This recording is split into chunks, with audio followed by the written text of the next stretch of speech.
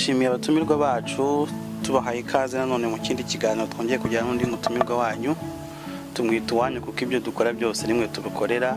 Rero tubahaye ikaze kandi mbere yuko tutangira kuganira nawe turabinginga kugira ngo mujyeho hasi mu byo kudushyigikira mukande subscribe, mukande like, mukande share, mudushyigikire kandi ibiganiro tubagezaho rwose tuba twifuza na comment mukatubwira icyo mutekereza ku byo twabageneye. Rero turi kumwe n'umukozi w'Imana hano tugira ngo nawe atangira twibwira ni kare umukozi w'Imana. Murakoze sura hano mu rugo iwacu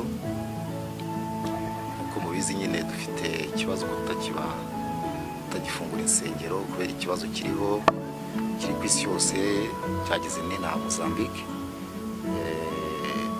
Amazina yanjye rero ni Eric Musirikare, ndi Past Missionaire mu itorero rya Imide hano Maputo Mozambique. Murakoze cyane. Ni Pastor Eric Musirikare uri mu itorero rya Imide, ariko umuntu yakwibaza ese Imide bishatse kuvuga iki mu magambo y'Ikinyarwanda kugira ngo byibura umuntu utabasha kubyumva mu ndimi z'amahanga abasha kumenya Imide ni iki mu magambo y'Ikinyarwanda. Ndabanza kubivuga kuko biri mu mpine z'amagambo y'Igiportugale. Ni itorero rivuga ngo Ministério da Intervenção Divina, bisobanura mu Kinyarwanda ugenekereje ni umurimo w'ijuru ushorewe n'imbaraga z'ijuru. Ni umurimo w'Imana ariko ukorwa mu rwego rwo gushyikirwa n'imbaraga z'ijuru. Mu magambo make mu mpine y'Ikinyarwanda nuko twagenekereza. Umurimo ushorewe n'Imana cyangwa se n'imbaraga z'Imana z'ijuru. Murakoze cyane. Twakwifuza kumenya se Pastor Eric Musirikare ni muntu ki? Ni umugabo arubatse, état civil imeze gute? Ndi umugabo ndubatse, mfite abana 5, n'umudamu umwe birumvikana, nkaba ndi umukozi w'Imana. Ubwo ngize ikibazo nibaze se umuntu ashatse kuvuga umukozi w'Imana washatse kuvuga iki? Ni pasteur cyangwa se ni umukozi w'Imana? Ubundi ni ijambo rituruka mu Kinyarwanda ry'umukozi. Umukozi ni umuntu wese ufite umurimo akora. Nge nahamagawe n'Imana maze gukizwa no kwihana ibyaha. Imana yasimpa umurimo wo kwikorera, mu rwego rero nabaye umukozi wayo. Ubu nkaba nitwa umupasiteri. Pastor bisobanura umushumba. Murakoze cyane. Twakwifuza kumenya se Pastor Eric umurimo w'ubushumba cyangwa se w'upasiteri cyangwa se nk'uko mwakomeje kubigarukaho ubukozi w'Imana mumazemo igihe kingana iki, ni experience muyifitemo? Nagize umugisha w'Imana wo gukizwa, ntabwo nabona nkiri muto cyane, ariko ni mu mwaka wa 1996. Kuva icyo gihe nakoreye Imana, nize gukorera Imana kugeza ubu mfite imyaka igera muri 24. Menye Yesu, nize Yesu Kristo umwami n'umukiza wanjye. Kandi si ibyo nirata, ahubwo nirata ko sinirata ko maze igihe wenda iyo myaka igera kuri iyo ngiye, ahubwo nirata ko kuva icyo gihe kugeza uyu munsi ntaratatira igihango. Mu ndahiro narahiye mvuga ko ngomba gukorana n'Imana, kwiyegurira Imana no kugendera imbere y'Imana. Muri make rero ndashimira Imana cyane ko yandinze muri iyo myaka yose. Suko ari imbaraga nakoresheje z'abantu, ntabwo umuntu ari imbaraga z'abantu, ubwo ni imbaraga z'Imana zabonetse. Tuvuye ko mumaze imyaka 24 mumenye Kristo, ariko ese nkibaza iyo myaka yose 24 muyimaze muri umushumba, muri pasiteri? Ndi umupastori. Ndibuka ko nasengeye ku pasiteri mu mwaka wa 2000. Ubu urumva amaze imyaka 20 ndi umupasiteri. Hanyuma nyuma mu mwaka ushize 2019 ndibwira niho nasengewe ku nshingano yindi yo missionaire, kubera ko mu itorero mbarizwamo n'abakozi b'Imana dukorana babonye ko iriyo nshingano kuko babonyemo umuhamagaro. Bano mudukurikiye turabutsa ko turi kumwe na Pasiteri Eric ndetse akaba na missionaire w'itorero yahoze atubwira. Bikatujyana ku kindi kibazo tutajya turangiza tutabajije abatumirwa bacu kivuga ngo ese yakomeje kuvuga ku ijambo itorero, akomoza ku itorero, ariko muri iki gihe hari abantu benshi bajya bibaza eske itorero n'idini bitandukaniye he Pasiteri? Murakoze cyane, icyo kibazo ni ikibazo cyiza cyane. Abantu benshi bajya bibaza kuri icyo kibazo, hari n'ababyitiranya. Ubundi twavuga idini, duhere ku idini. Idini twavuga idini ni ahantu abantu bahurira, abantu bose bashobora guhura ariko basenga, icyo gihe biba ari idini. Ariko burya itorero bisobanura umugeni wa Kristo. Umugeni wa Kristo ashobora kuboneka muri rya dini rikaba ari iryo ngiryo enda ryitwa izina runaka, ariko akaboneka no mu matorero, mu madini yandi. Umugeni wa Kristo ashobora kuboneka mu isi yose, ariko abo bose bemeye Kristo Yesu nk'umwami n'umukiza wabo, abo bose no bahinduka itorero, bakihana ibyaha, bakabatizwa mu mazi menshi. Abo bantu bose aho bari mu mpande zose enye z'isi, abo bose baba bitwa itorero ry'Imana. Okay, twifuje kumenya eske itorero imide umurongo rigenderamo n'uwuhe cyangwa se imyemerere yaryo ni irihe, kugira ngo byibura n'umuntu wakwifuza kutugana amenye ngo eske abo ngiye kugana bemera iki ngiki, bakora iki ngiki, ese icyo badakora ni ikihe. Mwaduha gato mu magambo avunaguye umurongo w'itorero mukoreramo. Umurongo w'itorero rya imidi ni umurongo usobanutse, kuko icya mbere cyo ni abapantekote. Pantekote ni ukuvuga ngo ni itorero rishingiye ku mwuka wera. Ni itorero bwa mbere ni ukwihana ibyaha, ukemera Yesu Kristo nk'umwami n'umukiza wawe, kubatizwa mu mazi menshi, kubatizwa mu mwuka wera, hanyuma kandi kurinda ubwere, umuntu agahora afite ubwere imbere y'Imana. Itorero muri makeya, umurongo w'itorero dufite mu itorero rya imidi ni uwo nguwo, ni abapantekote kandi bihannye ibyaha bakagendera mu nzira yo gukiranukira Imana. Bishatse kuvuga ko Bibiliya yera muyemera? Bibiliya yera ni igitabo cyahumetswe n'Imana, ni nacyo tugenderaho. Wenda nari ngasize, nari nkibagiwe, ariko ni ijambo ry'Imana, ni ijambo rizima, niryo jambo tugenderaho, niryo jambo ryatubyaye, ryatubyaje ubutumwa bwiza, niryo jambo rikiduhatse na n'uyu munsi, kandi rizadushorera rikazatugeza mu bwami bwo mu ijuru. Tuributsa abadukurikiye ko turi kuganira n'umukozi w'Imana missionaire Eric ukora mu itorero rya imide. Yarimo atubwira byinshi ku bijyanye n'itorero abarizwamo ndetse n'imyemerere yaryo. Nk'uko tubizi neza rero turi mu gihe cya coronavirus cyangwa se cya COVID-19, aho benshi dusabwa kuguma mu rugo cyangwa se kudakora ingendo zidafite icyo zivuze cyangwa se kujya ahantu hadafite icyo hatumariye cyihutirwa. Ubwo rero nabaza umutumirwa wacu, ese nk'iki gihe turimo Pasiteri, insengero zarafunzwe? Nibyo koko, insengero ntabwo hafunzwe insengero zigaragara zubatswe n'intoki z'abana b'abantu. Navuga ngo insengero zirafunze, za nsengero tuzi ziduteraniramo zisanzwe, ariko ubusanzwe ntabwo twavuga ngo insengero zarafunzwe, kuko buriya hari urusengero rudafungwa. Hari urusengero rw'umutima w'umwana w'umuntu. Umutima w'umuntu buriya nirwo rusengero, kandi urusengero rukomeye Imana yemera, Imana yifuza kugira ngo irubanemo n'umuntu wese nyir'umutima akemera kwakira Imana mu mutima we, ubwo ruba urusengero. Kuko iyo twifashishije ijambo ry'Imana mu butumwa bwiza bwa Yohana mu gice cya 4, ndibwira igihe Yesu yahuraga n'umusamariyakazi, ubwo umusamariya arimo amubwira ati rero Yesu amusaba amazi, nawe ati naguha amazi gute, duhuriye hehe ko ndi umusamariyakazi wo kaba umuyuda, ni gute usaba amazi?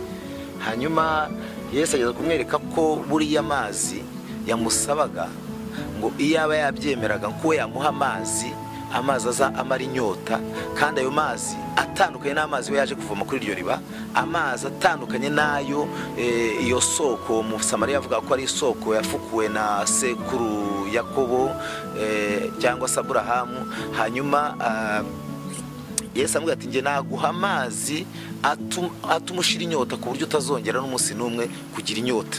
Umusamariyakazi aramubwira ati ni gute twebwe watubwira ko iriba ryacu ryafukuwe na sogokuru Yakobo, ni gute wavuga ko iri riba ridafite waduha amazi aruta iri riba? Ati twebwe twasengeraga. Yesu aravuga ati igihe kimwe mwibwira ko abantu basengera i Yerusalemu ari basenga, atari ku gihe kiraje ndikirasoye ngo kuko ngo data ngo abamusenga batazaba bakimusengera kuri umusozi, ngo kandi ngo abamusenga by'ukuri bazajya bamusengera mu mwuka no mu kuri. Bisobanuye ko rero hari insengero zitakingwa, insengero z'umwuka wera ariyo mitima y'abana b'abantu. Izo nsengero rero ziracyariho na n'uyu munsi, iziriho zisanzwe zubatswe n'abantu zisanzwe, zo zarakinzwe kubera nyine iki cyorezo cya coronavirus. Ubwo umuntu ntiyatinya kuvuga ko insengero zitafunzwe ahari. Ku bakristo, kubemera Yesu Kristo, ku bantu bemera Imana, bakishijwe neza kandi bayoborwa n'umwuka wera w'Imana, ntabwo insengero zakinzwe. Bano mudukurikiye turabibutsa ko turi kumwe n'umukozi w'Imana Eric, akaba yarimo aratugezaho byinshi ku bijyanye n'imyemerere cyangwa se n'amahame y'itorero yatubwiye ryitwa imite abarizwamo. Ubwo rero turi kugenda dusatira umusozo, ariko ntitwagenda tutamusabye cyangwa se tutamubajije message cyangwa se ijambo ry'ihumure cyangwa se icyo yageza ku bakristo babasha kuba bari mu mago, nk'uko turi gusabwa kuguma mu nzu tudasohoka hanze, tuzakora ingendo zitari ngombwa. Ni iki pasiteri mwageza ku bakristo bicaye mu rugo batabasha kubona ijambo ry'Imana nk'uko baribonaga, batabasha gusangira na bene wabo cyangwa se na bene se? Ni iki mwababwira? Urakoze cyane, icyo ni ikibazo cyiza kandi numva gifite igisubizo. Abakristo batabasha kugera mu nsengero zaziriye twavuga zubatswe n'abana b'abantu, hacyariho ihumure kandi hacyariho ibyiringiro, kuko buriya hari uburyo bwiza iri koranabuhanga ryaje mu isi ryabanje kuza rikagira ibyo ryangiza, rigatuma abantu bamwe bitwara nabi, ariko hari n'ikiza burya rifite. Ntabwo burya ikintu cyose bigira ibintu byiza bikagira n'ibibi, les avantages, les inconvénients, ibi byose bibaho ku kintu icyo ari cyo cyose. Rero abakristo hari inyungu twabonye kuri rubuga, kuri iri koranabuhanga ryaje. Ubu hari icyo bita WhatsApp, hari icyo bita YouTube channel, hari icyo bita za Facebook. Ubwo mu rwego rwacu abakristo twagerageje gushakisha uburyo duhurira ku mbuga nkoranyambaga nk'abakristo twese, tugahuriraho tukagira uburyo dufashanya mu ijambo ry'Imana. Ahubwo ndashishikariza cyane abakristo kugira ngo buri wese utaragira ahantu abarizwa agira ahantu abarizwa, kuko burya hari ikintu Imana yatubwiye ngo ntimukirengagize guteranira hamwe, cyangwa ubumwe bw'itorero buragomba kuba, kuko burya hari imirimo myinshi Imana ikorera kubera ubumwe bw'itorero. Hari ibintu byinshi byiza hari imigisha Imana itanga kubera ko abantu bari hamwe, kubera ko abantu bahuje umutima. Bibiliya nivuga ngo nimuhuze umutima ngo mujye musaba icyo mushaka cyose muzagihabwa. Mwumva rero nashishikariza abakristo ko bagerageza guhura ku mbuga nkoranyambaga, abayobozi bakumvira abayobozi babo ibyo bababwira, bakagereza gukurikirana amagambo y'Imana ku mbuga nkoranyambaga, kandi nabwo bakitonda kuko ntabwo bakwiye gukurikirana ibyo babonye byose, bakagira rinete spirituelle yo kureba neza n'amatwi y'umwuka kugira ngo bajye bareba neza, bagenzure, bakoreshe bwa bwenge Imana yabahaye, bamenye neza ibikwiye kwakirwa n'ibikwiye gutabwa, kuko muri iyi minsi dusohemo hari ibintu byinshi bitandukanye, hari ibintu bishobora kwangiza ubugingo bw'abantu, hari n'ibizima bigomba gufasha abantu. Ni igero gikomeye dusohemo ariko gifite ihumure kuko dufite nako gahe Imana yadusigarije. Mumva navuga ngo nk'ubu ngubu mu itorero mbarizwamo twarangije gukora urubuga nkoranyambaga, dukomeje umurimo w'Imana uko bisanzwe, dukora amateraniro 3 mu cyumweru, tuyakora ku mugoroba, kandi ayo materaniro yacu dukora tuyakora habaho gushimira Imana, habaho kwatura ibyaha, habaho gutanga ibyifuzo, habaho kwakira amagambo y'Imana, habaho gutanga ubuhamya, yewe no gutanga amaturo y'amashimwe. Ibyo byose bibaho kuko twasanze uburyo bwose bushoboka tugomba kubukoresha kugira ngo dukomeze gukorera Imana, dukomeze gushirisha hejuru icyubahiro cy'Imana. Mumva rero naho umuriza wa Kristo bose aho bari hose mu isi yose ko ubu buryo busigaye nabwo tugomba kubukoresha, tugashakisha inzira zose tushyiramo umwete, ahubwo tukabukoresha neza. Wavuga ngo ni mu gihe cyo guterana ku rubuga nkoranyambaga, ukabiha agaciro, umutima wawe ugaturiza imbere y'Uwiteka nk'uko waturizaga imbere y'Uwiteka uri mu nzu yubatswe n'abana b'abantu. Murakoze numva aricyo nabivuga. Pastor, twari dusoje ariko murambaza iki kibazo. Muvuze ku maturo, numva ari ikintu nibutse. Hari umukozi w'Imana umwe mugenzi wanyu wahoze yatanze itangazo, ahari mbona abantu benshi ntabwo babyakiriye kimwe, avuga ko abantu bakwiye kuzajya batura kuri mobile money cyangwa se n'ahandi. Mbona abantu benshi ntabwo bivuzeho rumwe, bavuga ati byari bikwiye, iki cyari igihe cy'uko itorero ryakagombye gufasha abakristo. Eske mwe mu bitekerezaho iki pasteur, umukristo mw'iki gihe akwiye gutura cyangwa se ahubwo itorero ryakwiye kujya rifasha abakristo baryo? Muri iki gihe gikomeye, turi mu gihe gikomeye kimeze nk'igihe cy'intambara. Mu gihe cy'intambara burya abakristo baba bari mu ngo, abakristo baba ubundi se hari ahantu bihishe. Abakristo insengero ziba zisa nk'izakinzwe nazo kuko ntaho basha kugira ngo azigeremo kuko ashobora kwahurira n'ibibazo. Ariko mvuze iki kintu cyitwa ngo ituro ry'ishimwe, icyo bishaka gusobanura ni iki? Mbivuze mu ntumbero yo gushaka inzira yose niba twitwa ko umurimo w'Imana wakomeje. Umurimo w'Imana niba wakomeje mu buryo bwose. Burya iyo dukorera Imana nta na kimwe gitakara hasi. Dukorera Imana mu buryo busanzwe. Uburyo twashyizeho twebwe ni uburyo nkoranyambaga. Ntago ari uvuga ngo abantu niba batateranye bajye gutanga ayo maturo, oya, ahubwo niba hariho guterana byitwa ngo ni amateraniro, ariko akaba ari amateraniro mpuzambaga nkoranyambaga. Icyo gihe aba materaniro nta kintu na kimwe gikurwamo cyo gutabwa, nta kintu na kimwe gikurwamo cyo kujugunywa, kuko niba ari igihe cyo gusengera ibyifuzo mukaba muri busenge, Imana ikazasubiza, ni ngombwa ko muzagaruka mushima Imana nanone. Mu gushimira Imana kenshi abantu bajya batekereza ku mafaranga, ariko mwibuke ko kuva kera kose ntabwo amaturo yo gutura Imana yabaga amafaranga. Ubu ngo amafaranga yabaye ikibazo kuko murabizi hari abakozi b'Imana bamwe bitwara nabi, birirwa bashakisha business mu murimo w'Imana, birirwa bumva babwiriza ubutumwa bakabishyura, birirwa bumva gukorera Imana ari ugushaka indamu. Ibyo byose muzi ko Imana itabyemera, muzi ko Yesu Kristo yabyanze cyane. Tuma intumwa 70 cyagiye mu mudugudu yose ababwira ati mugende ntimujyane impago zirimo ifeza, mugende mutwara imyambaro yo gukuranwa. Ibyo byubahiro izo portemone cyangwa izo mpago z'amafaranga, ibyo byose ntibyemewe. Ariko ntago bikuza ko umurimo w'Imana ugomba gukorwa mu bwere nk'uko umurimo w'Imana Imana yemeye ko abantu bakora. Hashobora gutangwa amaturo, hatangwaga amaturo, ihene, intama, inka, ibyo byose, inkoko, ibyo byose byabaga ari amaturo. Ariko mu gihe cya none kubera ko abantu badafite ibyo bintu byose, ibyo bafite nibyo batanga. Ntabwo rero umuntu ajya gutanga ituro ry'ishimwe ngo avuge ngo ndarishyira ngo pasteur, ahubwo iyo myumvire nayo ikwiye gutunganywa neza, ikanuzwa neza. Ntabwo umuntu akwiye gukora umurimo w'Imana yumva ko hari umuntu agiye gukorera, ahubwo akwikorera yumva akorera Imana. Icyo gihe rero bifasha umurimo w'Imana no kwaguka mu Kristo, kuko buriya hari igihe abantu bashobora kugwingira bakuma bagakinga imigisha yo mu ijuru nanone kubera ko batakoreye Imana bitewe n'abandi bakora nabi. Twebwe twirengagiza imikorere mibi ahubwo tugakurikirana imikorere myiza kugira ngo tubashe gusohoza gukiranuka kose kw'Imana. Murakoze cyane. Pastor, turabashimiye, mutugejejeho amagambo menshi kandi ngiye mpamya ko ashobora kugira icyo amara mu buzima bwa buri munsi bw'umukristo, ndetse mwatugejeho na message nziza y'ubugingo cyangwa se y'umwuka nk'uko mubyemera. Ariko se nkabaza, ni nka message y'umubiri mwageza ku bantu? Turi kumva uburyo ki dushobora kwirinda iyi ndwara yateye ya coronavirus. Ndabona ku meza yawe hariho alcohol, hari sinzi nimba ku buhanga bw'ibyuma bari kwigaragaza.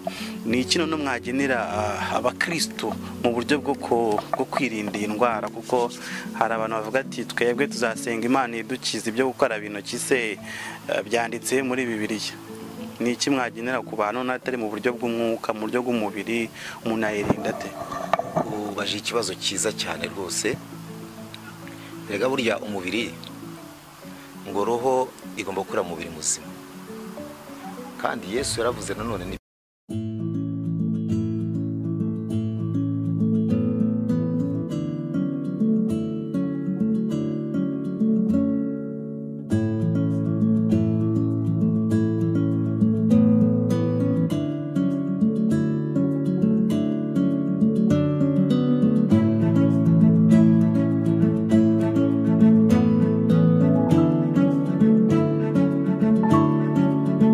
turabashimiye abatumirwa bacu, tubahaye ikaze nanone mu kindi kiganiro twongeye kugira n'undi mutumirwa wanyu. Tumwita uwanyu kuko ibyo dukora byose nimwe tubikorera. Rero tubahaye ikaze, kandi mbere yuko tutangira kuganira nawe turabinginga kugira ngo mujye hasi mu buryo kudushyigikira, mukande subscribe, mukande like, mukande share, mudushyigikire kandi ibiganiro tubagezaho rwose tuba twifuza na comment, mukatubwira icyo mutekereza ku byo twabageneye. Rero turi kumwe n'umukozi w'Imana hano, tugira ngo nawe atangira twibwira. Ni kare umukozi w'Imana. Murakoze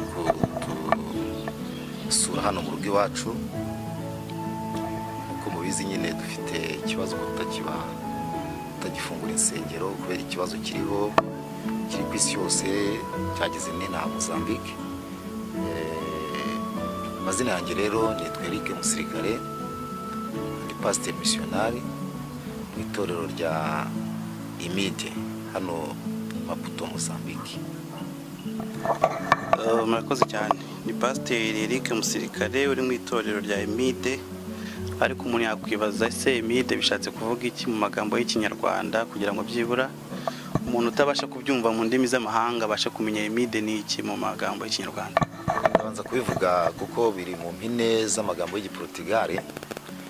Ni itorero rivuga ngo Ministério da Intervenção Divina.